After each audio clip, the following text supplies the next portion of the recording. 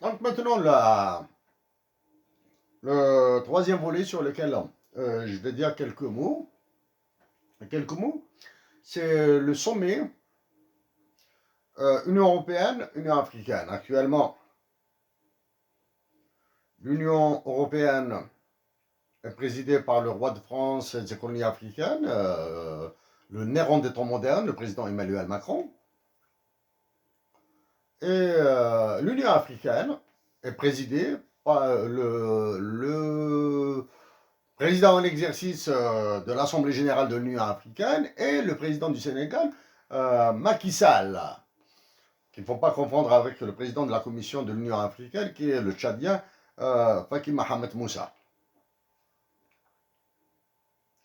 Donc,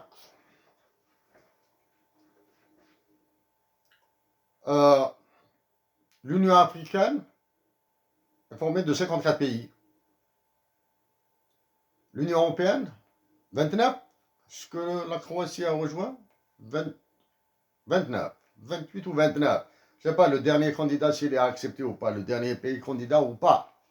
L'Union européenne a gelé à ce jour l'adhésion de la Turquie. Pays musulman, tampon entre maintenant celui qui est devenu la ligne de partage entre l'Est et l'Ouest, la Turquie. Et gelé à ce jour l'adhésion de la Turquie. Voilà. Donc, d'un côté le roi de France, d'un côté le président du Sénégal, Macky Sall. Donc, le roi de France a réussi à mettre à genoux l'Afrique. Maintenant, qu'on vous dise qu'il s'agit d'un sommet, oui, d'un point de vue formel, diplomatique, etc., c'est le sommet Union africaine, Union européenne. Il faudra remonter maintenant dans le temps et très loin dans le temps. Il faudra remonter aux accords de partage de l'Afrique, Berlin. Il faudra remonter aux accords d'Akhlakari. Il faudra remonter aux accords de Bâton Rouge. Il faudra remonter à l'article 6 de l'OTAN qui officialise l'appartenance de l'Algérie à la France. L'article 6 de l'OTAN. Okay? Il faudra remonter à tout, au fiducide monétaire que fait subir à ce jour la France à ses colonies africaines. L'Algérie est un territoire français, hein? C'est un département. Jusqu'au 19 mars 62. Ok? Donc, le tour de passe-passe, le tour, la mise au pas de l'Afrique par le roi de France et ses colonies africaines est réussie. Par extension, il a eu l'appui de l'Union européenne avec une très, très, très grosse nuance de la part de l'Allemagne. Voilà. Tenons des éléments d'ensemble, des éléments globaux. Vous savez que le roi de France, le néron de temps moderne, le roi de France et ses colonies africaines, le président Emmanuel Macron, est en train de faire des mains et des pieds pour réussir à calmer la Russie, à calmer les États-Unis. Deux raisons essentielles. Il va payer sa dette pour les Américains et assurer sa réélection et montrer que, prétendument, qu'il a réussi, qu'il a participé à l'effort de la désescalade à l'effort de paix entre la France et les États-Unis. Entre la Russie et les États-Unis. Donnant question à un Kalachnikov, question à un missile, question à un avion de chasse, américain ou russe, peu importe. Est-ce que la Russie va occuper l'Ukraine? Est-ce qu'elle va reculer? Est-ce que la réponse est difficile à cette question? Ici, c'est ce qu'on appelle l'extraction de la vérité et la saturation du mensonge entre les alliés entre les États-Unis et leurs affidés, et la Russie et ses alliés. La Russie a des alliés. L'allié numéro un, c'est la Chine. Oubliez ces histoires d'alliés objectifs là. Hein? Oubliez ça, c'est le terme à la con française là. C'est la saturation du mensonge et l'extraction de la vérité. Il est clair que pour les deux pays, pour les USA et la Fédération de Russie, ne pas faire la guerre est l'option optimale. Aucune perte militaire, aucune perte de vie humaine, aucun conflit sur aucun autre conflit sur le très long terme, sur le long terme, sur le très long terme, sur le moyen terme. Maintenant, pour éviter le conflit à moyen terme, à long terme et à très long terme, il faut que les deux pays se saturent mutuellement. Il faudra que les deux pays crachent la vérité. Est-ce que ça se fera en simultané ou en séquentiel? Jusqu'à là maintenant, tout se fait en simultané. Hein. Il n'y a aucun truc en séquentiel.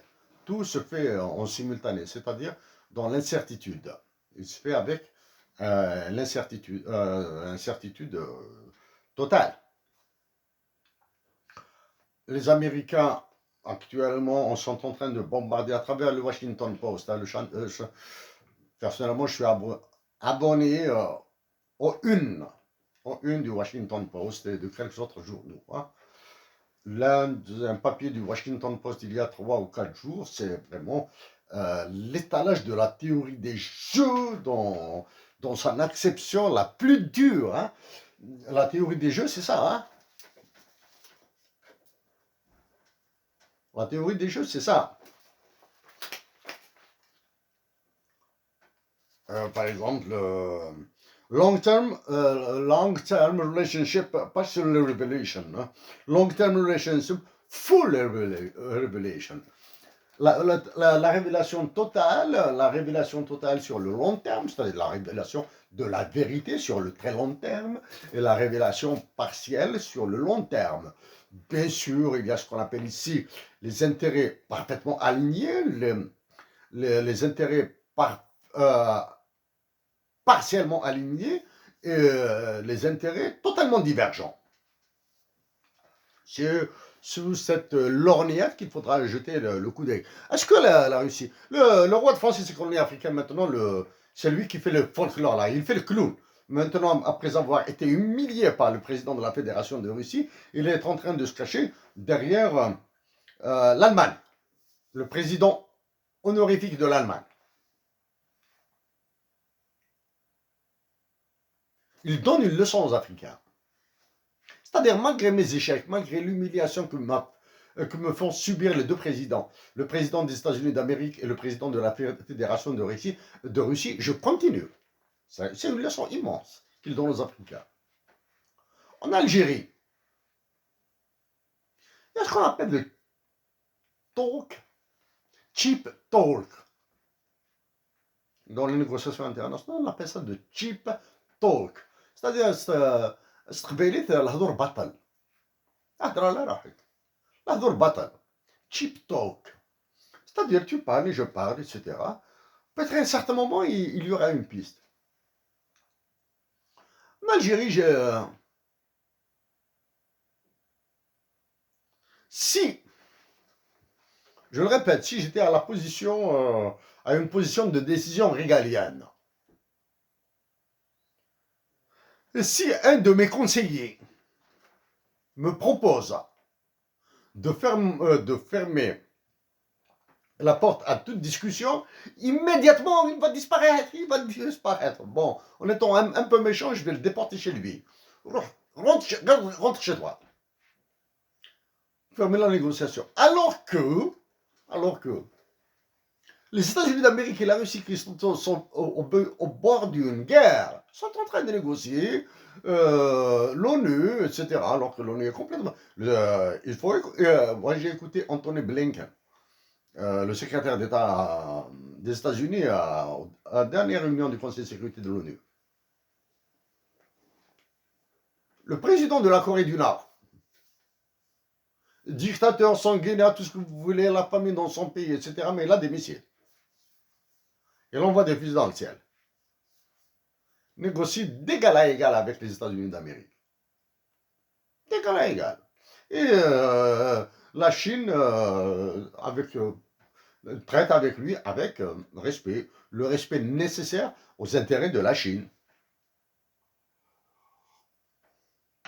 En Algérie, pour se foutre de la gueule des Algériens, de la nation algérienne qui est en train de résister, dit non, aucune discussion avec le Maroc.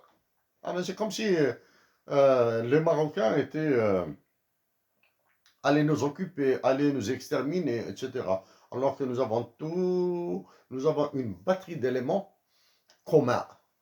Alors que des possibilités de négociation, des possibilités de négociation secrètes, parallèles, les réseaux, c'est là où fonctionnent les réseaux, là. Mais malheureusement, l'Algérie, la Tunisie et toute l'Afrique sont des États idiots et stupides. Bon, ça c'est le côté Union européenne, du moins, côté sommaire. Hein. Chers compatriotes d'Algérie, je vais me rapprocher ça. Je vais éviter ici, c'est Hussein Aït Ahmed en action, Algérie dans l'espace public international. C'était ça vous allez voir, c'était en 2018, elle a été branchée en 2018, c'était prévu en 2017 pour Hussein.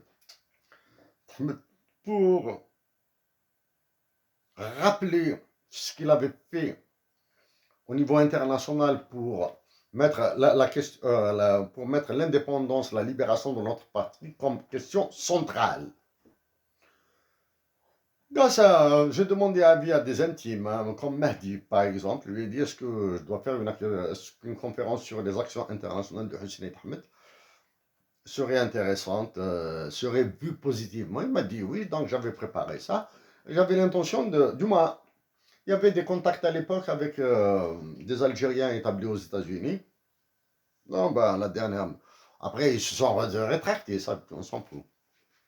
Donc, je devais donner cette conférence à New York. Pour la symbolique du lieu, hein, le petit bureau, hein, le tout petit bureau du FLN à l'époque à New York, le siège de l'ONU à New York, etc. Et il y avait question de distance aussi, peut-être. Bon. Ah, malheureusement, bon, nous, les Algériens, nous avons parlé, sans agir. Bref.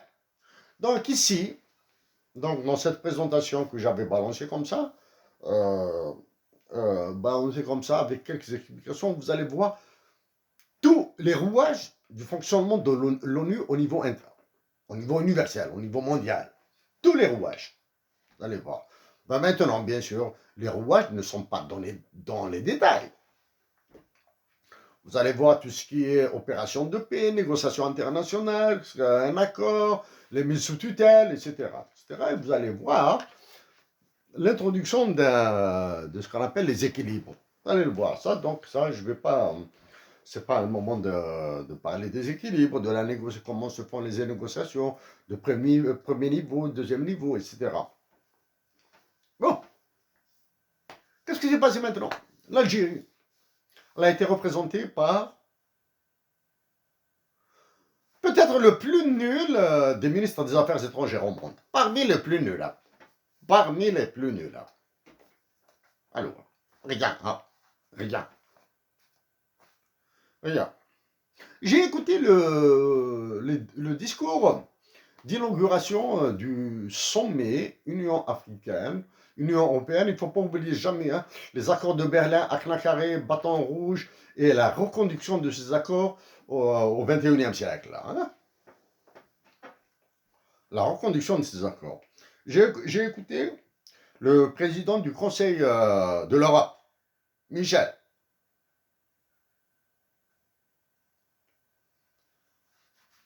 il faut avoir, il faut résister pour écouter le discours, un tel discours. Quand il parle de la Teranga. La Teranga, c'est le Sénégal, hein? La Teranga. Alors que c'était l'occasion de parler de la terre de libération de la révolution universelle, l'Algérie. Non, parler, du moins, pour moi, le ton du discours ne me convenait pas du tout.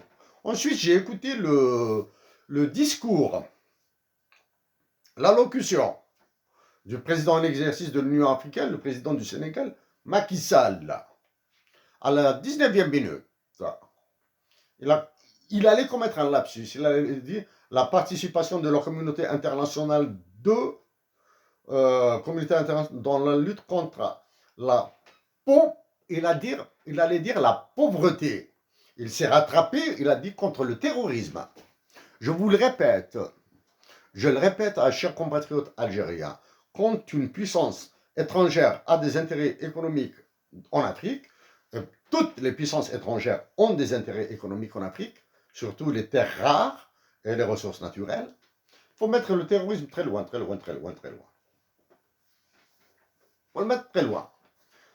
Il a parlé de tout, alors que j'ai traité de tout, sauf du franc CFA qui est en train de massacrer son propre pays, les Sénégalais.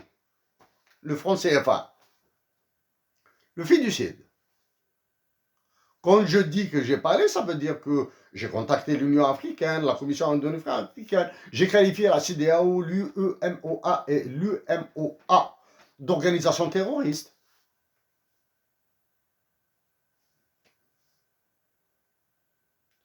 Et il parle surtout l'introduction, l'action des pays de l'Union européenne en faveur des pays africains auprès de l'ONU, auprès du Fonds monétaire international qui a décidé d'émettre quelque chose comme 600 milliards de dollars en droits de tirage spéciaux. C'est-à-dire, il va inonder les pays sous-développés, les pays déjà endettés. Les pays africains, il faut le rappeler, ce sont les pays pauvres très endettés. On les appelle les PPTE. C'est là, ils vont les inonder. Ça, c'est inondé avec les DTS. Les DTS, ce n'est pas de l'argent, ce n'est pas une monnaie, mais c'est un papier de garantie.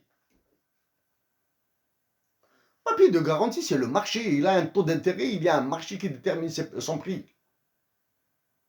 Et il est pondéré sur le dollar, l'euro, le yen japonais, le renminbi et la livre sterling anglaise. Sur 5 monnaies. Donc il suffit qu'il y ait une tchouka entre ces 5 monnaies. D'ailleurs, il y a déjà une grande tchouka.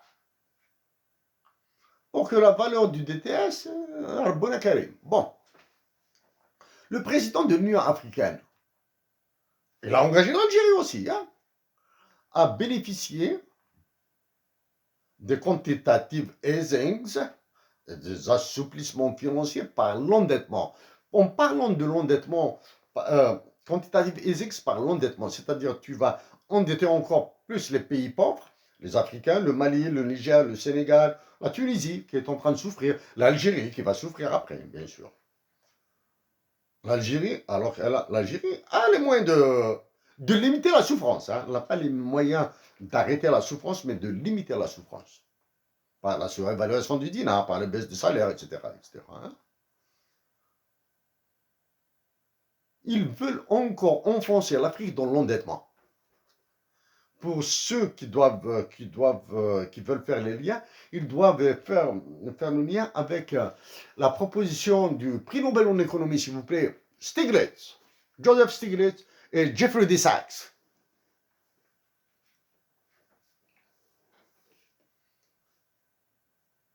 Et l'inondation financière qu'ils avaient suggérée il y a une quinzaine, une vingtaine d'années, et les pays africains se retrouvent encore très endettés. J'ignore qu'est-ce qui est enseigné ou pas enseigné dans les universités algériennes, mais je pense que des étudiants, troisième année, quatrième année économie, etc., peuvent poser des questions à leurs professeurs en amphi, ils vont leur expliquer, eux, ils vont sortir dans la rue et expliquer les conséquences futures de l'endettement international, de cette planche à billets qui ne dit pas son nom de 13 000 dinars par mois, et ils verront un peu plus clair ce qui attend l'Algérie. Ce qui attend l'Algérie, ce que vont subir les expatriés algériens, parce qu'ils vont souffrir. Mais bon, l'essentiel de... Bon, je vais revenir, sommet Union Afrique, Union européenne. Le roi de France et de ses colonies africaines, le président Emmanuel Macron, le Néro de temps moderne, qui va sacrifier les Algériens, qui sont en train de parler au cas où il est réélu, il serait réélu. Euh, Personnellement, je pense qu'il sera réélu, mais avec, une, avec toute la France qui a la peur au ventre, hein, parce que l'État français, l'État officiel, est un État raciste. Et il a une peur bleue de l'intervention des Russes dans l'élection présidentielle française, hein. Si les Russes décident de mélanger les cartes, ils vont les mélanger, sachant que l'élection législative précédente, il y a quelque chose comme 11 millions de Français qui n'ont pas voté, hein. Donc, le président de l'Union européenne actuellement, Emmanuel Macron, a réussi son tour de passe-passe de mettre à genoux toutes les colonies africaines, toutes les colonies françaises en Afrique, et à mettre à plat ventre notre pays, l'Algérie. C'est incroyable, incroyable. Une opportunité en or massif pour que les émigrés, les Français d'origine africaine qui ont le droit de vote, ne soient pas utilisés par les pouvoirs nationaux, les pouvoirs africains, par l'Algérie, le Maroc, la Tunisie, le Mali, le Tchad, etc., pour influencer l'élection française, pour influencer l'élection présidentielle française. Il relève de incongruité, d'une idiotie internationale. C'est une opportunité massive, une opportunité en or pour influencer les élections en France. Tableau. Côté abstention des Français tricotés pur laine, des Français de souche.